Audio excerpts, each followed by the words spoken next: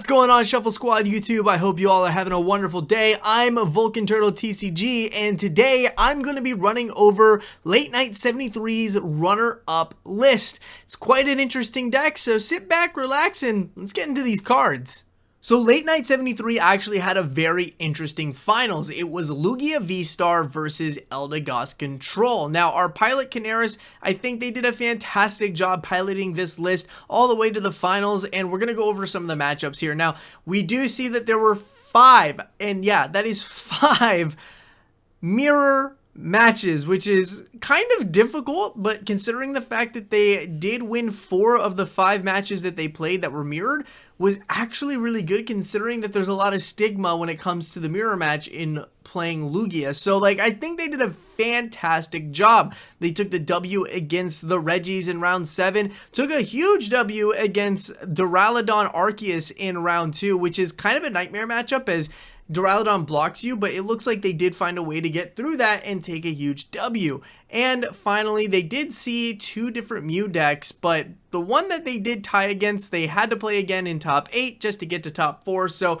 it's 2 Mew matches, but really they tied the first one, most likely an intentional draw to get into top cut, where they actually won against the Mew list. So great job to Canaris. We're going to go into their deck list now over in PTCGO and play a game. Alright everybody, so this is the Lugia VSTAR list that took second place in Late Night 73. So we're going to go over it quite quickly because who by now doesn't know what Lugia VSTAR is? It's one of the most played decks ever. So let's just go over the cards quickly, and there is one specific card that I want to talk about in depth a little bit. So to start off, one copy of Dunsparce Mysterious Nest allows your Pokemon that are normal to not have weaknesses. So basically you don't have an electric weakness on your Lugia VSTAR, which is really important because Lugia VSTAR makes this deck work. So what does Lugia VSTAR do? Well, its main thing is to utilize Summoning Stars so you can get 2 Archeops from the discard onto the bench, which will give you access to Primal Turbo. Primal Turbo will allow you to accelerate 2 special energy cards from your discard and attach them to one of your Pokemon, which you can do up to 2 times because you'll most likely have 2 Archeops on the bench. So what are you building up with that? Well, Lugia VSTAR does have a pretty good attack, Tempest Dive for 220 damage. You can also discard a Stadium in play. You can build up that 220 to even higher attack damage with cards like Choice Belt and powerful Colorless Energy. Another great attacker in this list is Stoutland V. Stoutland V is mostly here for double dipped fangs in those single prize matchups against Comfey, or if your opponent's also playing cards like Dunsparce or Pumpkaboo or Manaphy, you can gust them out and double dip fangs for 2 prizes instead of just 1. So Stoutland is really good there. Another fantastic attacker is Yveltal. Amazing Rare Yveltal is seeing a ton of play, and a lot of players are teching for it. I don't think there's a Lugia list out there that doesn't play the Yveltal from Shining Fates, but Amazing Destruction is an attack that allows you to knock out your opponent's Pokemon, meaning that cards like Duraludon are still going to get knocked out because you're not doing damage. It's just a knockout. That's it. It's an effective attack. So a lot of decks are actually teching for Yveltal by playing Big Parasol. Another amazing card in this list is Radiant Charizard. Its excited heart ability states that it'll cost 1 colorless energy less to use its attack for each prize card your opponent's taken. So sometimes you can swing with Charizard for literally a single fire energy, which isn't bad. Another great card in this list is Raikou. Amazing Shot. Raikou is crazy good in the single prize matchup like Lost Box, where if they don't have a Manaphy in play, you're easily taking 2 prizes, which isn't bad at all because you could take 2 prizes with Raikou, 2 more prizes with Stoutland. Now you just got to focus on 2 normal knockouts, which isn't bad by any means. Next up, for a very significantly good card, we have Lumineon V with Lumineous Sign. Lumineous Sign states that if you play Lumineon V from your hand onto your bench, you can search your deck for a supporter card and put it in your hand. So basically, if you have a quick ball but you don't have a supporter, you basically have a supporter because you can go get Lumineon and get a supporter that you need. And it can be anything from draw support, it can be anything from a gust option. Lumineon V is really good, but it's also a decent attacker because if you want to play this as a single prize list later on in a specific matchup, you can loop Lumineon V back into the deck with Aqua Return, which does 120 damage and puts Lumineon V and all cards attached to it into the deck. So not bad at all. Another great card here, Manaphy.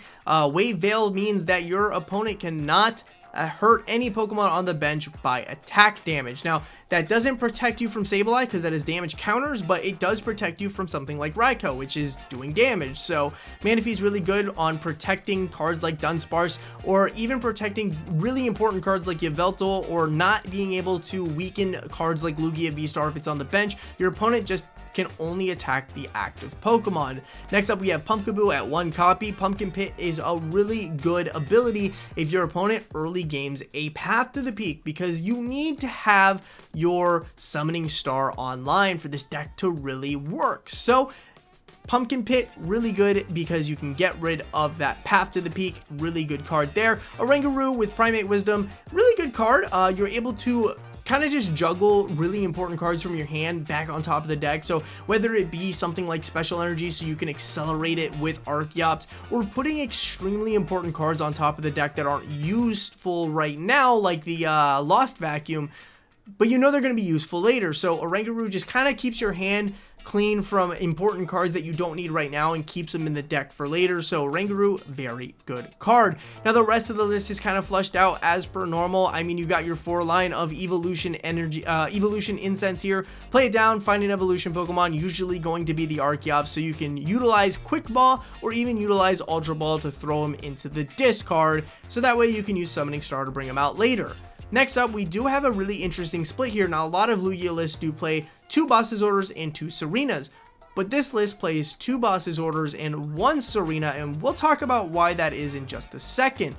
We have 3 copies of Professor's Research. It's just your standard run-of-the-mill, cream of the crop, best draw support card in the game. So discard your hand, draw 7, and for Disruption we have Marnie, who is a fantastic card because you know that your opponent's probably holding on to important pieces, so you get to shuffle all of that away, put it at the bottom of the deck so it's a little harder for them to get, and then you do the same and draw 5 cards. That's also where Oranguru can really come in handy, because you can put something on top of your deck, save it, then play Marnie, and you know you're going to draw into it next turn. So really good card here. Now, this is where the split really caught my eye. Like I said, most Lugia decks are playing 2 Boss's Orders, 2 Serenas. However, they decided to play only 1 Serena, which isn't bad by any means, because you can utilize Serena as a draw support card by discarding 3 and drawing until you have 5, or a gust option in V matchups, where if your opponent just has a really squishy Pokemon V on the bench, you can gust it up and take a knockout. But the reason they got rid of the Serena, as far as I can tell, they're playing Skyla, which is a really interesting pick for this deck. It makes it so much more flexible, because with Skyla you can search your deck for any trainer card, reveal it, put it in your hand, and shuffle your deck. So what are things that Skyla can go do that puts this deck a little bit above the other Lugia lists? Well, let's say your opponent has a Path to the Peak in play. Well, if you have Skyla in hand, you can play Skyla to go get a Lost Vacuum away the Path to the Peak, and then you can Summoning Star, which means you're not locked for that turn. You can utilize that Summoning Star and just roll on like you normally would have if the Path to the Peak was never in play. Another really interesting thing that you can do here as well is, let's say your opponent has a big Parasol on, right? Yveltal is such a good card that people are teching for, and that's what big Parasol's for. And one of those major matchups is going to be Duraludon. So how do we get that knockout? Well, the easy answer is, if you have Yveltal on the bench already and a Quick Ball in hand, you can literally Quick Ball for Lumineon, Lumineon for Skyla, Skyla for Lost Vacuum away the Parasol, build up the Yveltal, and take a huge knockout. It just gives you a little bit more flexibility than you might not have had before. Another really good way that you can utilize Skyla as well is you can utilize Skyla to get any trainer cards. So let's say you do have, I don't know, 2 Archeops in hand, but no way to actually get them into the discard. Well, you can play Skyla and go get yourself an Ultra Ball away the 2 Archeops, get the Lugia V STAR, and then Summoning Star that turn. So that is another way that Skyla can be utilized. And one more that I can touch on here is you can Skyla for any trainer. I just need to readmit that I just need to let you guys hear that. Any trainer card is what Skyla gets, and that's why it's so busted, because you can play this and go get something like a Boss's Orders, and I understand you can't play 2 supporters. However, you are playing Oranguru, so if you know a Boss's Orders is what's going to win you the game next turn, you can Serena, Boss's Orders, or I'm sorry, you can Skyla, get Boss, put boss in hand, Oranguru's Primate Wisdom of the boss on top of the deck, and now even if your opponent Marnies you, you're going to draw into that boss's orders. So it's a really flexible card that I really like in this list. Next up, the rest of it's very standard. I mean, we have 2 copies of Choice Belt here. They did opt to play V-Guard Energy, which is a really good card in V-based matchups because your Pokemon are going to be taking 30 less damage from your opponent's Pokemon V, so not bad there. Our standard 4 copies of powerful colorless energy, so our normal type Pokemon do more damage. 1 copy of Heat Fire instead of, now I know a lot of Lugia lists are deciding to play the Wash Energy or the Speed Lightning, but Heat Fire here to split between either the Yveltal or the Radiant Charizard. So not a bad choice there, and Capture Energy to put more Pokemon on the bench when needed, but it's also just another card that you can accelerate to fill in the blanks on cards that you might not have built up already with Primal Turbo. So that is the list. It's a very straightforward list. Besides that Skyla, I love that Skyla. I hope we get some action with that because I definitely want to pull off one of those combos myself. So that is the list. Let's get into an awesome game. Alright everybody, so here we go into our game with the runner-up deck here, and I'm really excited to try out some of these combos. I hope it's something that we can pull off here. Losing the coin flip, so we're not going to go first. Depending on what we're playing against might mean we have to go get 2 Lugia to put on the bench, but that shouldn't be too hard. Not the best starts for us at all. I might put down the Manaphy. Yeah, we might have to go with the Manaphy here. A little unfortunate, but it is what it is. So Manaphy is going to go into the active. We do have a Pumpkaboo and a Zard in hand. Let's see. We are up against something Arceus. So Arceus V has been seeing a ton of play again recently, and I don't blame anybody playing Arceus V. It's such a good card, especially with its V-Star ability. Quick Ball might give us some insight on what we're up against. They toss a switch, so I'm going to just take a guess that I'm seeing a fire. Okay, it's Arceus Charizard. Arceus Charizard's actually kind of an interesting list, so let's see what we do here. They are throwing curveballs at me. They attached a Dark Energy to the Arceus. Okay, double turbo, I guess isn't the worst thing because we could retreat the Manaphy, but in all honesty, they're not a sniping type deck, so Manaphy might not actually be needed here. So what I think I'm going to do is I'm going to play this Evo Incense, and we're going to go get ourselves an Archeops. And we're going to use the other Evo Incense to get us another Archeops. Try to get as many as we can. Let's bench the Zard and give it a double turbo. That seems fine. We will toss the Pumpkaboo and go get ourselves a Lumineon. Because we are going second, we do have the ability to utilize a supporter for the turn, so might as well go get something like a Research. We will accept that and get Research to dig into our deck and get 2 Archeops in the discard. So bye-bye, birdies! And fantastic, we have a way to actually get a Lugia V in play. Let's dump.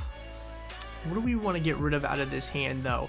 Skyla feels like it'd be really good later on. Maybe not. We can dump the Skyla. We can actually get rid of the Skyla. Let's go and grab ourselves a Lugia V. And from here, I guess we can just pass for the turn.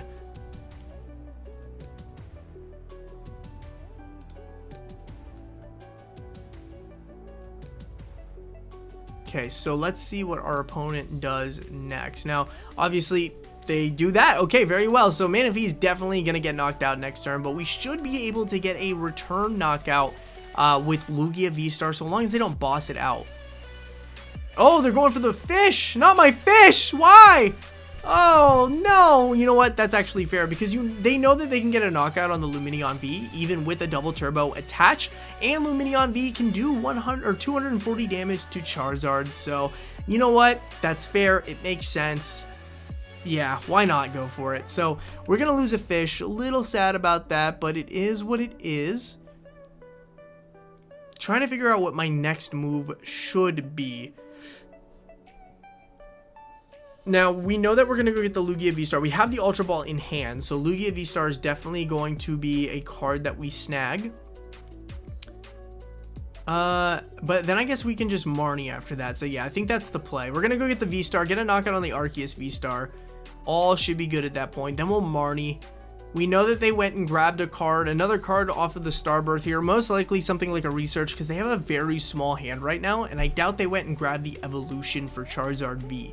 So definitely have a draw supporter in hand that we could put on the bottom of the deck. So looks like Lugia V is going to go, or do we actually go with the Charizard? We only need... but we put a double turbo on the Charizard, so probably not a good idea, because now we can't get the one-hit knockout. We gotta go with the Lugia V-Star. So, from here, let's just attach a Choice Belt to... We can attach a Powerful. Kind of want to keep all my Auroras, so we will not attach a Choice Belt. Let's go ahead and grab ourselves a Lugia V-Star. Slap down the V-Star, utilizing a Summoning Star here to get our 2 Archeops, so we should be able to get a knockout if we attach a bunch of powerful colorless energy, which looks like we just have enough. So that's 220, 240, 260, 280 all day long, and we'll Marnie here. We definitely want to get another attacker kind of set up. Now, I don't know if this is going to be a VMAX or a V-Star, but Yveltal doesn't seem like a bad option to start getting built. So we'll put it on the bench. We need one more energy on the Lugia V-Star, so let's go ahead and get that. And next turn, we should be able to build up a Yveltal. So, huge knockout on that Arceus V-Star.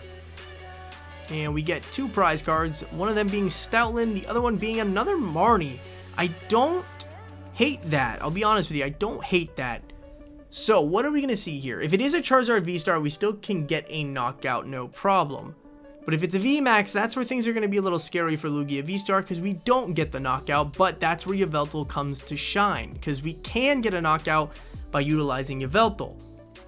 So let's see what our opponent does here.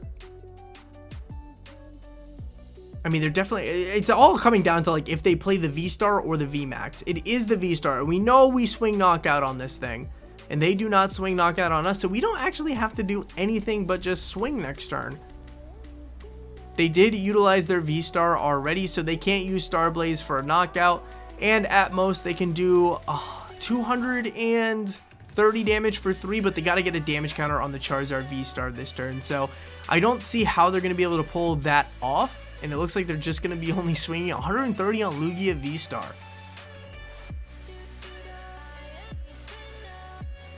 I don't see a route for them to win this. Okay, building up the Charizard, because you know I'm going to knock this out, which means Charizard's going to get a knockout as well. So not a bad idea to get that all set up. And Boss's Order's going for a Yveltal. You know what? I'm liking that you took the bait. I'm liking that at the end of the day, that just became bait. That just became bait. All right, so they have only 2 cards in hand, so I don't really want to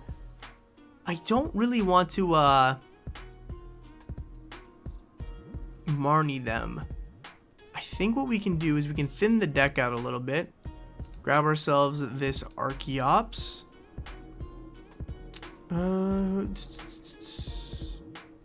I suppose we can put an energy on Manaphy so we can retreat it later. Get ourselves set up with another attacker. Raikou doesn't get a knockout on the Charizard that will come up, the Radiant Zard. Let's just go ahead and get this Oranguru then. Because, we limit the amount of knockouts they can take. That's fine. Oranguru seems actually pretty good. So let's go ahead and just Primate Wisdom a Marnie on top of the deck. Got another Capture Energy. Doesn't really help us out too much here. The only other attacker that we have is Charizard, so we'll just put an Aurora Energy on Charizard. That's going to get a knockout on their Zard as well, and we'll Tempest Dive for the knockout on the V-Star. Easy day there. 2 more prize cards. Got ourselves another powerful colorless energy and a Boss's Orders. Okie dokie. So if they have a belt, they get a knockout this turn. That's not a problem because we have the return knockout as well. So we're kind of just chilling. They would also need to build up another Pokemon to get the win here. So depending on what they do, they could turn this around. That's the big thing. They could turn this around. They only have 3 prizes left, and we have a 2-prize Pokemon in the active for them to try and take advantage of. However, if they can't find a belt, they don't get a knockout on the Lugia V-Star.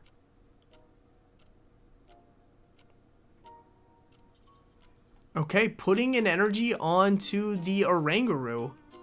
Most likely to have it as a switch option? That's probably what it is. They're utilizing that double turbo to keep Oranguru as a switch option. Not a bad call, in all honesty. Not a bad call. I think what we should have done differently is maybe we should have got that Raikou. We could have swung 120 on Zard, knocked out the Oranguru, and then Zard stuck in the active, can't attack. Okay. They didn't really do anything, though. They didn't put down a Pokemon as an attacker. They didn't do much. Do I go in with the Zard now? I think we go in with the Zard now. Right? So we cost 3 less. 1, 2, 3. So we only needed the 2 energy. I think we're going to go in with the Zard now.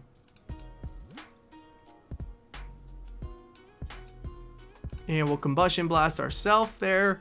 Get a huge knockout on their Zard. Give them a single prizer. So they have to find a boss's orders. And if they find a boss to knock out Lugia, it resets our Charizard to still swing huge numbers. So kind of in a checkmate position here without another Pokemon on the bench for our opponent.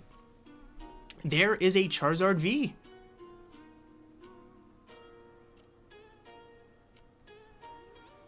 And okay, Primate Wisdom. Primate Wisdom is a really good ability, obviously. So like that a lot. I don't think they can win this. They don't have any sort of energy acceleration whatsoever. So I don't think that there's any possibility of Charizard actually taking the game here. So I think we kind of just won off the raw power of Lugia V-Star alone. There's the attach for the turn. We can actually retreat next turn as well, thankfully, because we did attach 3 energy onto the Charizard. So we're good there. We can retreat into the Lugia V-Star, take a huge knockout. Easy day, easy day. So, Balloon on Zard, huh? I guess I don't hate that. I think they're just reaching at this point. I think they're starting to realize that they don't really have a win here.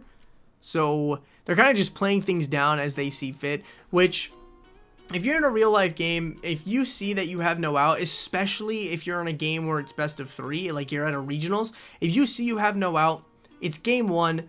Don't be afraid to scoop and go to a game 2 because it actually benefits you as much as it benefits your opponent. Like, yeah, they're going to get a game or they're going to get a game 1 win. But it benefits you just as much because now you have more time to play that game 2. And if it goes to a game 3, you have more time instead of just trying to play it out. So remember that in the future. All right, so we're seeing a scoop up net here going into the Zard because they know that our Radiant Charizard can't attack this turn, that's fair.